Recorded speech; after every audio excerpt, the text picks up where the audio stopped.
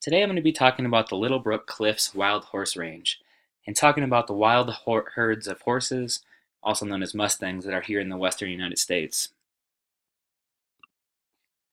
So I'm going to start with giving a little basic history on the subject before we start talking about the Little Brook Cliffs Wild Horse Range.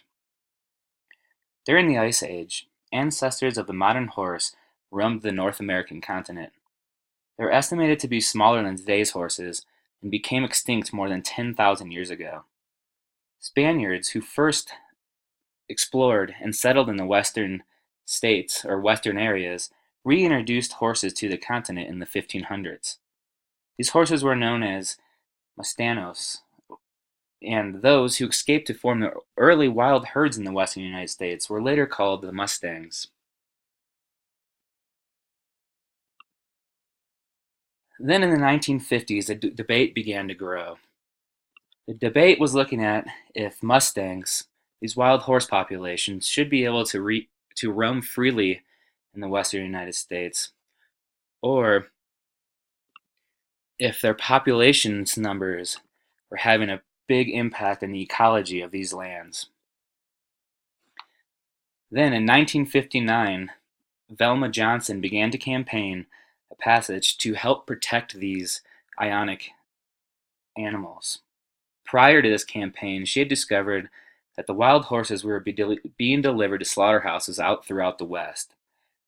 She deployed a massive letter writing campaign, later deemed the Pince War, and started to help protect these animals, and she was known as Wild Horse Annie.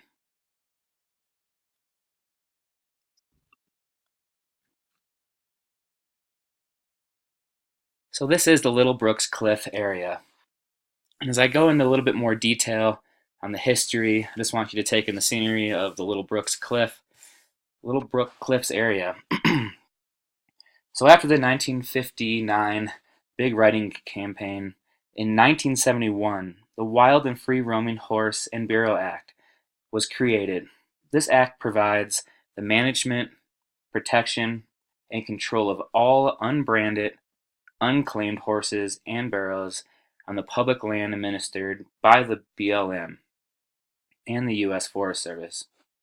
The BLM was given the responsibility for carrying out these requirements of the act because the majority of these wild horse populations, or these Mustang populations and burros, are found on the BLM lands.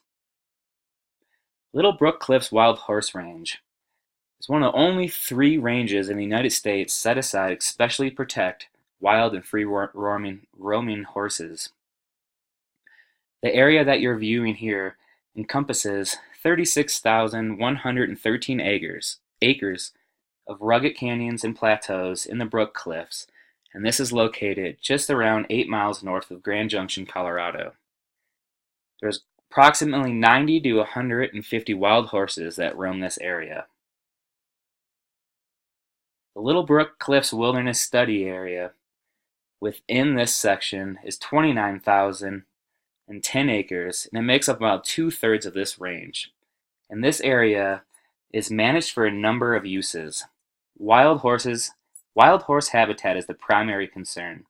The BLM develops plans for the range that protect it for the horses and the wildlife that are found in this area. Livestock grazing is not permitted within the horse range. It also closely monitors energy development that is conducted within the range, and it closely monitors mineral distribution in the wild horse habitat. Within the areas, again, that you're viewing, trails in the wild horse range is designated for foot only and horse travel only.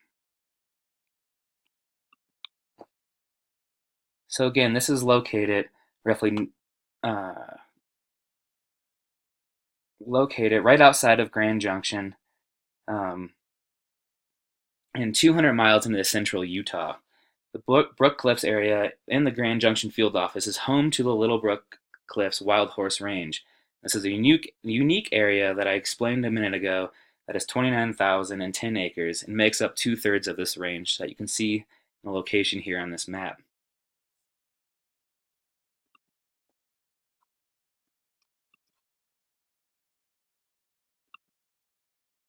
Associated with the Little Brook Cliffs horse range and working directly with the BLM is the Friends of the Mustang.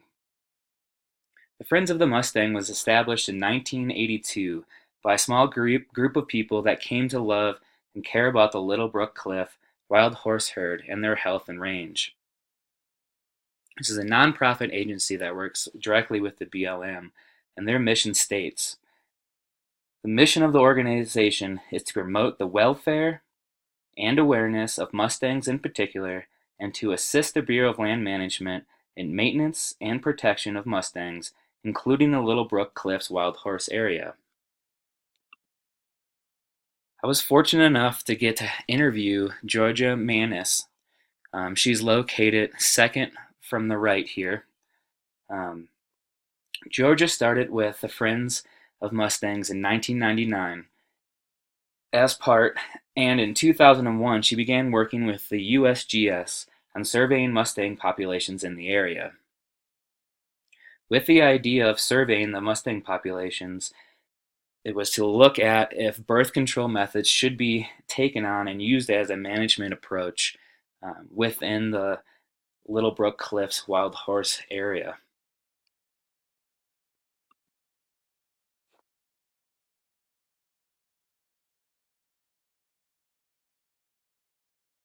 This is Georgia, and this is one of the Mustangs that she adopted. She currently has 2 Mustangs that she claims her and her daughter fight over. As I read our interview, this is her taking a ride through the Brook Cliff area. So, as she worked with the USGS, she explained that in the beginning, it was 6 women and 1 BLM guy that went out to first survey the area. She sidetracks here a little in the conversation to explain that the Friends of the Mustangs and the BLM have been working together for over 34 years, and that they have a very strong bond with one another with dealing with Mustangs on the land, and that in the past, and hopefully for the future, politics and pressures have not interfered like we've seen lately in situations in the news. So in 2012, the birth control program started with darting out of helicopters, but by 2013, 2014, they began using live bait traps. The bait traps saved the organization around 50% of their overhead costs.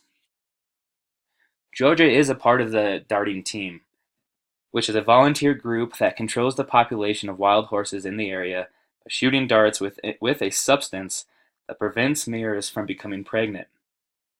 That means longer lives for the mares and an estimated difference in floral numbers of 26 a year. It means a potential saving to the BLM, looking at all the costs involved, with savings of $416,000 a year. She explains, and I quote, "This is the labor of love," and you can hear the passion in her voice as she says this.